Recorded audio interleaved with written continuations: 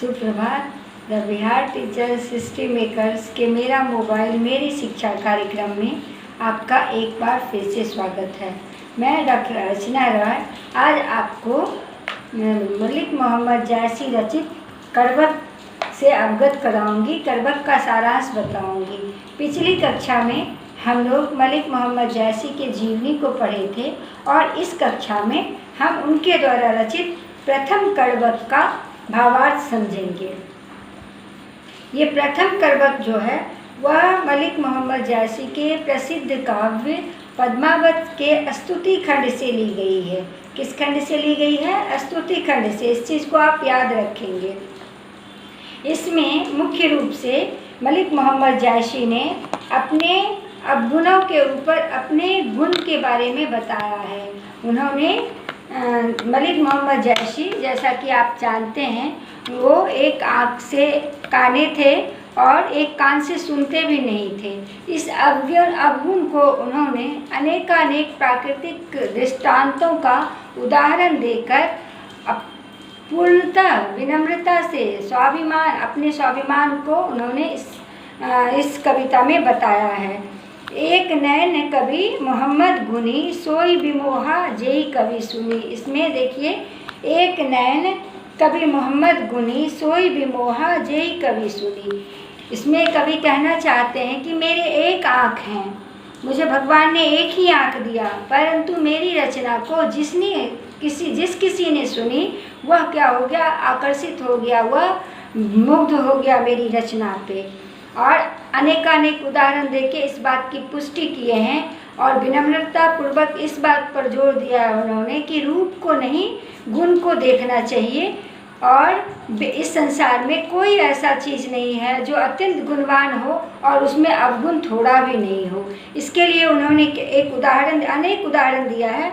चांद जैस जग विधि अवतारा, दिन कलंक किन्ह उजियारा। इन्होंने कहा है कि चंद्रमा को इतनी सुंदरता भगवान ने दिया है, इतना स्वच्छता, इतना प्रकाश दिया है, लेकिन फिर भी उसमें क्या है? थोड़ा सा दाग है, थोड़ा सा कलंक बना हुआ है। अर्थात चंद्रमा में कलंक है, इस कारण वह उसकी जो स्वच्छता है, उसकी उज्ज्वलता है, वो मलिन नहीं होता है। अर्थात उसके अवगुण के कारण उसके गुणों पर कोई आँच नहीं आता है। जग सूझा एकई नैनाहा, हुआ सुख अख अस नखतन नमाहा। जोई लही अम्बई डाव न होई, तही लही सुगंध बसाई न सोई। आपने देखा होगा आम के ऊपर दाग होता है, उसका आम के डंठल से जो रस निकलता है उसका दाग होता है, उसको चोपी कहते हैं हिंदी में। तो कवि कहना चाहते हैं कि जब तक आम से चोपी नहीं निकलती है, आम का रस आम को दागदार नहीं करता है, तब तक उसमें क्या होता है? सुगंधि का वास नहीं होता है। और आम के चोपी की वजह से उसकी मिठास में, उसकी सुगंध में कोई फर्क नहीं पड़ता। अर्थात इस अवगुण के कारण, यह अवगुण है कि आम के ऊपर दाग लग गया, रस लग गया, पर इससे उसका गुण जो है, उसका मिठास जो है, उसका सुगंध जो है, वह किसी प्रकार से बाधित नहीं होता, किसी प्रकार से कम नहीं होता। किन्न समुद्र पानी जो खारा, तो अति भय असुज अपारा।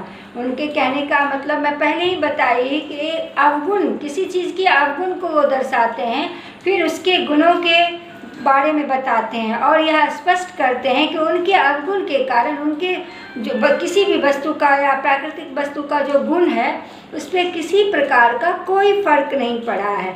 तो किन्न समुद्र पानी जो खारा, समुद्र का पानी क्या है? खारा होता है, पीने लायक नहीं होता है, अर्थात वह किसी की प्यास नहीं बुझा सकता है।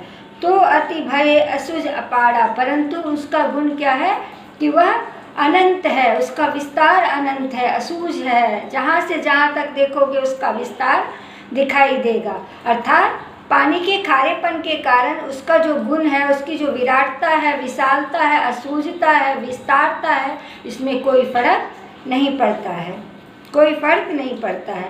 जो सुमेरु त्रिशूल विनाशा, भा कंचन गिरी लाग आकाशा। कह रहे हैं कि सुमेरु पर्वत क्या है? यद्यपि सुमेरु पर्वत कठोर है, परंतु क्या है? कि उसका जो वह सोने का बना है और उसकी जो ऊंचाई होती है वह आकाश को छूने वाली होती है। अर्थात कठोरता के कारण सुमेरु पर्वत की गगनचुंबी ऊंचाई और उसकी स्वर्णिम प्रभा पे किसी प्रकार का कोई प्रभाव नहीं पड़ता है। अर्थात थोड़े से अवगुण से किसी के गुण को आप ढक नहीं सकते। जिसका जो गुण है वह उस अवगुण से प्रभावित नहीं होता है। जो लही धरी कलंक न पाड़ा, कांच होई नहीं कंचन खाड़ा। कह रहे हैं कि अगर सोने को आग में तपाया नहीं जाता है, जब तक सोने को आग में तपाते नहीं हैं, आग में जलाते नहीं हैं, तब तक क्या होता है, उसका जो स्वर्णिम प्रभा है पूरा निखर के सामने नहीं आता। अर्थात सोने को आग में जलाने से उसका गुण, उसका स्वर्णिम प्रभा और बढ़ जाता है। इससे उसके गुणों पर, उसके प्रकाश पे, उसके आकर्षण पे किसी प्रकार का कोई अंतर नहीं होता है। उसी प्रकार से कवि अपने बारे में कहते हैं, एक नैन जस दर्पण ओ ते ही निर्मल भाव, सब रूप बांत गई मुख जो वही कई चाऊ। कह रहे हैं कि मेरी एक जो आँख है वह दर्पण के समान स्वच्छ है, निर्मल है, पवित्र है और मेरा ऐसा रूप है। अर्थात मैं कुरूप हूँ, फिर भी कितने सारे रूपवंत लोग जो होते हैं, जिसको आप कहते हैं रूप की खान, वो लोग मेरा पैर पकड़ते रहते हैं, मुझसे आरजू मिनती करते रहते हैं। किस लिए? मेरे गुणों को सुनने के लिए, मेरी रचना जानने के लिए, मेरी रचना को सुनने के लिए उस पर वो लोग कितने रूपवान लोग मेरी रचना पर, मेरे अवगुण को छोड़कर मेरी रचना पे आकर्षित होते हैं। अर्थात कवि कहना चाहते हैं कि मुझे एक आँख है, यद्यपि एकाक्षी होने के बावजूद भी मुझे भगवान ने इतनी रचनात्मक प्रतिभा दी है, इतनी रचनात्मक क्षमता दी है कि लोग मेरे रूप को न याद रखकर मुझे मेरी रचनात्मक क्षमता के रूप में हमेशा हमेशा के लिए याद रखेंगे। अर्थात ये विनम्र और प्रथम भाव में इनमें क्या है, विनम्रता भी है और गर्व की दीप्ति भी है। इसके साथ इन्होंने यह बताने का प्रयास किया है कि मैं कुरूप हूँ परंतु मैं गुणों से पूर्ण हूँ, और इसके लिए इन्होंने अनेकानेक प्राकृतिक दृष्टांतों का उदाहरण दिया है और यह सिद्ध किया है कि किसी का गुण उसके अवगुण से कम नहीं हो जाता। संसार में जितने भी गुणवान वस्तु हैं, जितने भी अलौकिक वस्तु हैं, सब में किसी न किसी प्रकार का अवगुण है, परंतु इससे उसका गुण कहीं भी बाधित नहीं होता, बल्कि निरंतर बढ़ता है और लोगों को अपनी ओर आकर्षित करता है।